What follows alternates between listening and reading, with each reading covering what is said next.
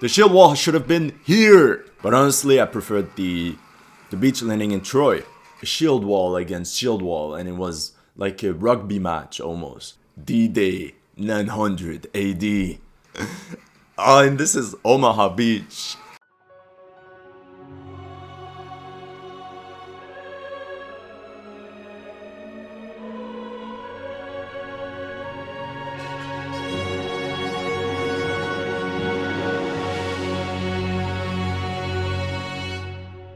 Welcome to History Legends, and in this video I'll do a step-by-step analysis of the beach landing scene in Season 6, Episode 10 of Vikings. Now I know that Vikings is not actual history, it's more of a saga. That means a legendary account of what actually happened. That means that timeline and historical accuracy can be a bit distorted. But before I get into the context of this scene, don't forget to like and subscribe.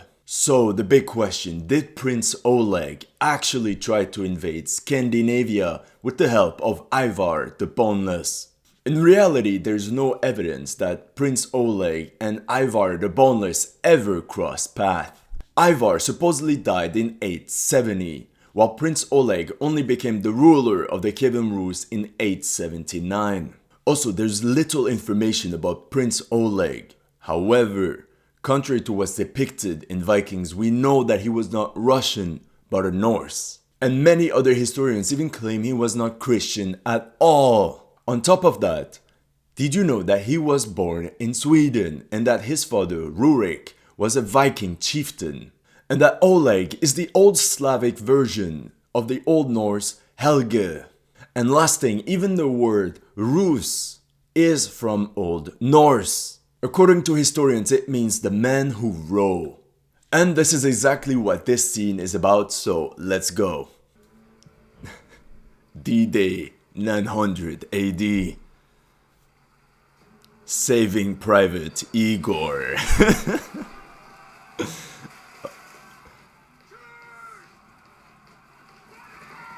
What? What? Why do they look like Mongols? Oh, and this is Omaha Beach.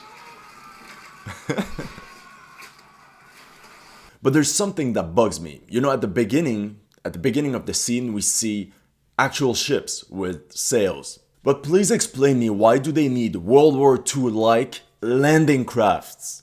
Where do they come from? Where did they store them? Or do we have to accept that the Rus actually crossed the Baltic Sea with these wooden landing crafts, which have no sails? But let's think about it a second. The invaders row until they hit the beach, they disembark, and then they all attack. And after, we can see that the boats are empty, so all the people that were rowing participate in the attack. But that means they leave the landing crafts on the beach and it blocks any further reinforcements. So all the little CGI boats rowing towards the beach are going to be stuck. They can't actually intervene in the battle. And you know what? This is why it wasn't done like this. Most beach landings in history prior to World War II were unopposed. Alright, if you have to disembark troops at a certain location, but you see that that one beach is heavily defended, what do? Do you have to actually attack, or you use your sails and boats to go somewhere else, since you travel faster than any land army can? But honestly, I preferred the beach landing in Troy. 20 years ago, they did it better. Actually, the attackers care by using their shields. A shield wall. Here, the attackers don't use their shields. And you have horses. Okay, this melee though, very good. 2 blocks of troops forming together.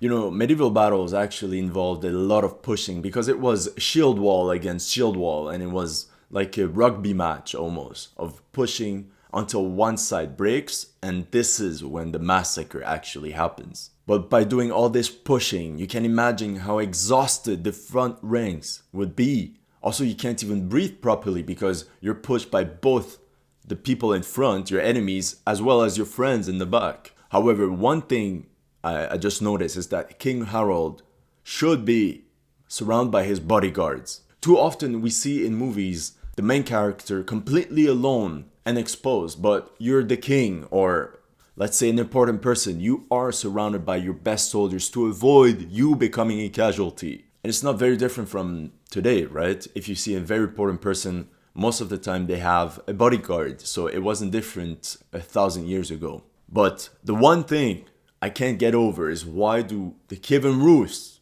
look like Mongols? Didn't the people that wrote the script take 5 minutes to Google Russian history?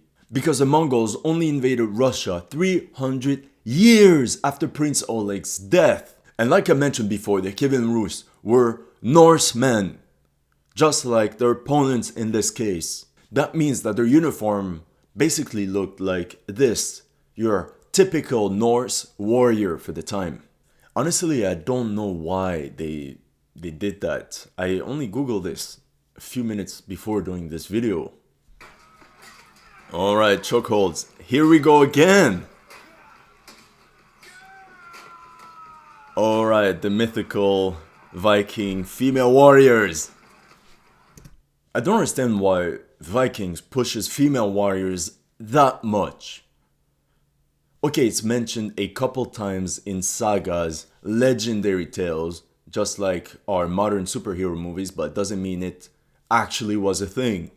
Honestly, I don't buy it that you put these females in a medieval battle. You know that most Norse sagas that mention shield maidens, so the female warriors, have a huge mythological tone to them. But I think that the way they portray female warriors is really just to appeal to the modern progressive crowd, and we see it in a lot of other movies. Because I don't understand why only the Vikings would have female warriors and no other group around them would also do that. You know, that makes you think. Because you have to understand, women, historically, were the limiting factor on how fast you can replenish your population. You're not going to risk them in battle, especially not in an open field battle like this. If they were actually involved in a battle, it's for example a siege where the defenders were really outmanned, literally. But even then, what they would actually do is not be on the walls to fight, but they would take care of the wounded, they would bring water to the soldiers, they would bring arrows, a supporting role. And you know what? It's almost still the same today. So no bodyguards, and they are literally aiming at their own troops. They have no idea who's who.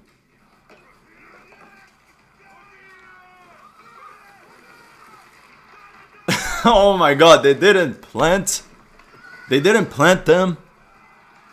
Oh my god, so useless. So useless. Alright, but here we see the Viking shield wall has been breached, and historically this is where the most casualties should take place. You have guys on your flanks, behind, it's a massacre. Wait, what? Okay, so they're not scared. I would be scared. Why didn't they use this hill as a main defensive position? Clearly the guys can't go up. The shield wall should have been here. The only problem I have with this scene is the premise doesn't make sense. First of all, the Kievan Rus would not have attacked a position that is already defended. That wouldn't have happened. Now, in the case where it did happen, the Vikings would have maybe had a line of skirmishers at the beach just to harass the enemy, but the main shield wall would be on the hill. You saw how the Kievan Rus had to literally crawl up and makes them very vulnerable. Such a move would have negated the overall Kievan Rus numerical advantage. And the archers here are only relevant because the attackers don't use their shields properly. They don't form shield walls, they become open targets. You know, this is a common misconception we have about medieval warfare, that archers and anyone throwing something at the enemy was super deadly. No, it only became deadly recently in history. This is why most soldiers had axes and swords, because if you form a shield wall, your arrows become useless. Then the other thing we can notice is the little tactical strategy that both armies use. So the other thing I noticed is that the Vikings have no reserves in case their main line gets breached. Every army had, for example, the king's bodyguards in the back to intervene in case something went bad. But here, you only have archers in the back and you don't have any reserves. But again, this entire scene is World War II set in the Viking Age. What I believe would have happened in this early Middle Age period is that these Viking defenders would have simply lured the Kievan Rus into an ambush. Since the Vikings know the territory better, the Kievan Rus don't. So they would have found like a little mountain pass or in the middle of the forest to attack at once and negate the overall numerical advantage of the Kievan Rus. Such things happened a lot. And for a reason, because it works pretty well. And last thing, like I mentioned, the Kievan Rus are basically Mongols in this case. But why don't they have horse archers? So the show made the Kievan Rus, that are supposed to be Vikings, they made them Mongols without making them full Mongol. Come on! But with that being said, what did you think of this battle scene? What did you think of my analysis? Did I miss anything? Let me know in the comment section. And don't forget to like and subscribe.